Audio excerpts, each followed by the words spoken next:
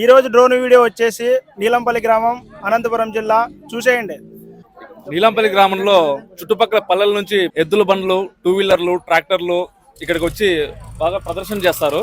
ఇక్కడ సవారీ నడుస్తుంది, చూడండి, తప్పక చూడండి.